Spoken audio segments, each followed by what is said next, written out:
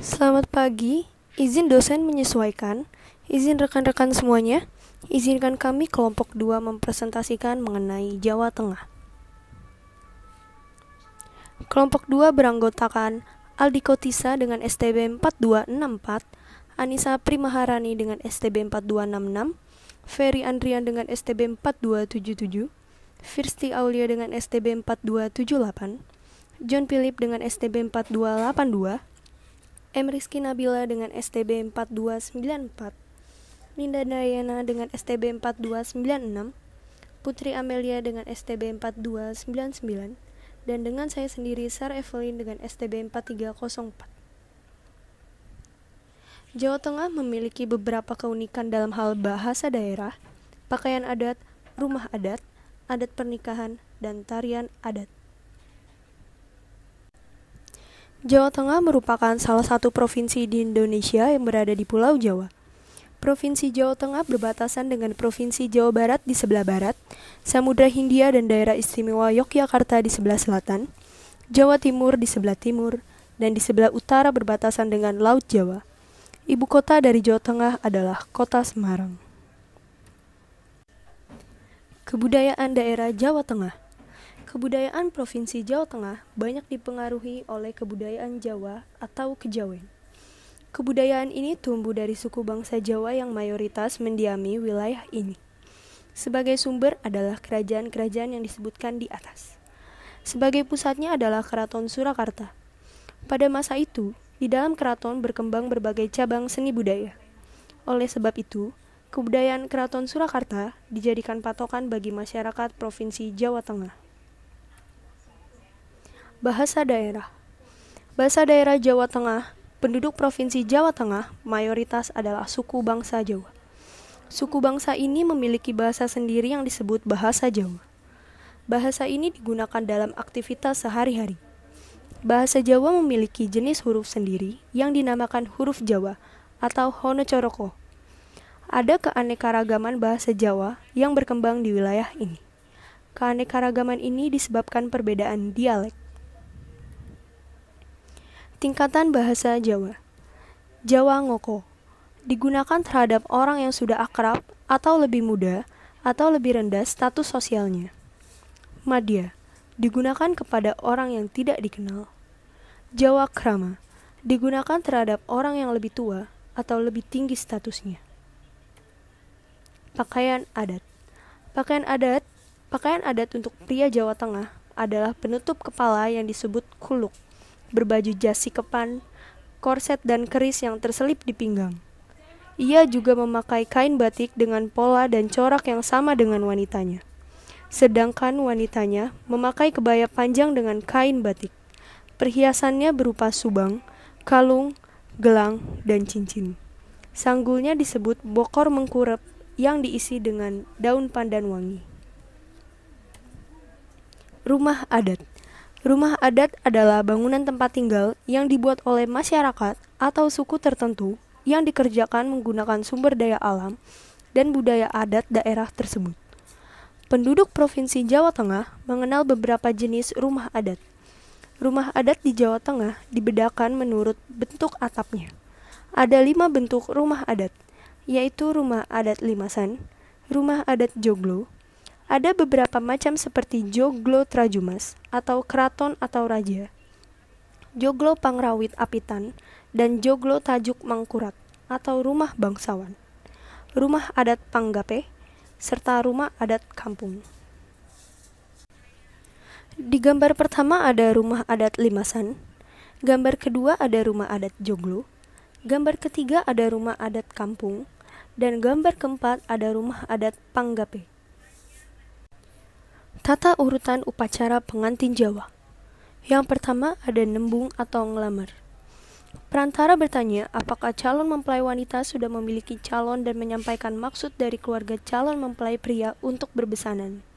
Jika calon mempelai wanita setuju, maka hal selanjutnya yaitu menentukan hari H peningset. Peningset berarti calon mempelai wanita sudah diikat secara tidak resmi oleh calon mempelai pria. Peningset biasanya dapat berupa uang, makanan, pakaian, dan sebagainya. Setelah itu, penentuan tanggal pernikahan sesuai dengan weton atau hari lahir berdasarkan perhitungan Jawa. Hal ini dimaksudkan agar pernikahan itu kelak mendatangkan kebahagiaan dan kesejahteraan bagi seluruh anggota keluarga. Yang kedua adalah pasang tarup dan tuwuhan. Bersamaan dengan pemasangan tarup, dipasang juga tuwuhan. Yang dimaksud dengan tuwuhan adalah sepasang pohon pisang raja yang sedang berbuah, yang dipasang di kanan kiri pintu masuk. Pohon pisang melambangkan keagungan dan mengandung makna berupa harapan agar keluarga baru ini nantinya cukup harta dan keturunan.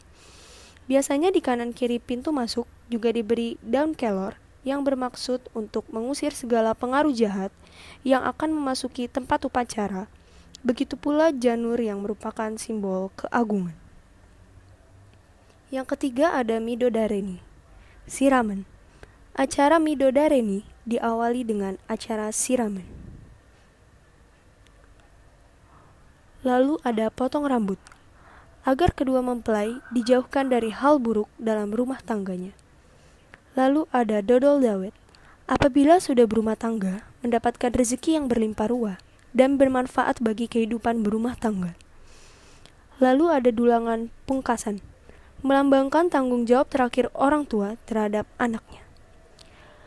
Midodareni yang diharapkan dari ritual ini adalah sang pengantin wanita akan secantik bidadari dari surga saat hari pernikahannya esok hari. Lalu selanjutnya ada akad nikah. Lalu panggih. Kedua mempelai yang telah resmi menikah bertemu sebagai pasangan suami istri. Balangan suruh. Pengantin wanita melempar gantal ke dada suami yang bermakna bahwa ia telah mengambil hatinya dan siap untuk berbakti kepada suami. Lalu yang terakhir ada midakhan tiga, memiliki arti sebagai harapan untuk memperoleh keturunan.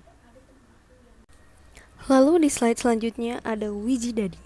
Sang istri membersihkan kaki suami untuk menunjukkan kasih sayang. Ada sinduran. Ayah sang istri mengantar kedua mempelai ke pelaminan dengan dibalut kain sindur berwarna merah dan putih. Makna kain sindur ini untuk memberikan keberanian untuk menjalani pernikahan. Lalu ada bobot timbang. Ayah sang istri memangku kedua mempelai dan menimbang keduanya. Ayah menjawab bahwa berat keduanya sama.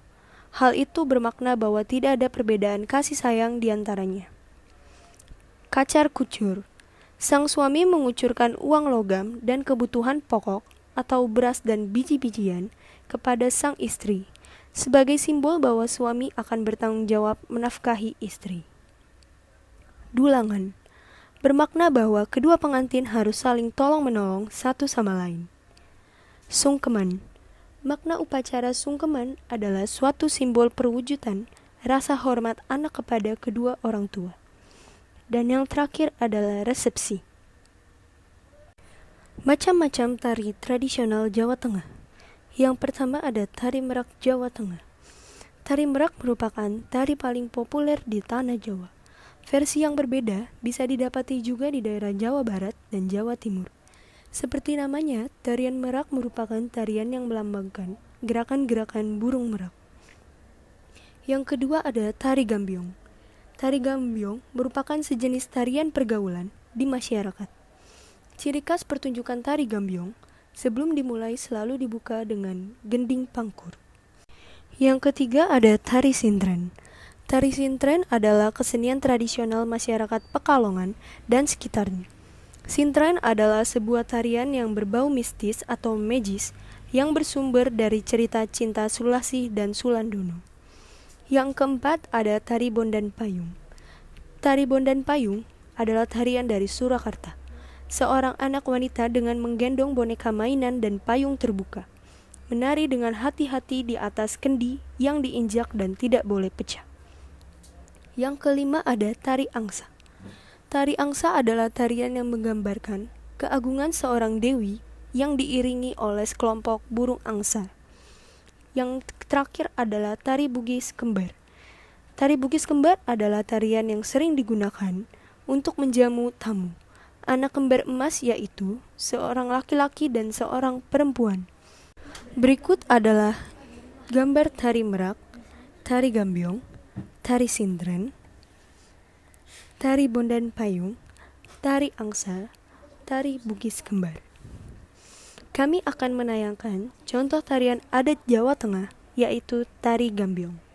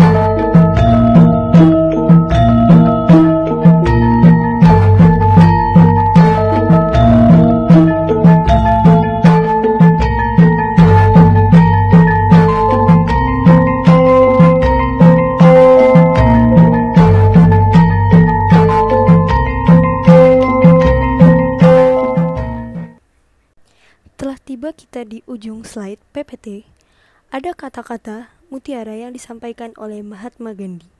Sebuah budaya bangsa tinggal di hati dan di dalam jiwa rakyatnya. Sekian presentasi dari kelompok 2, terima kasih.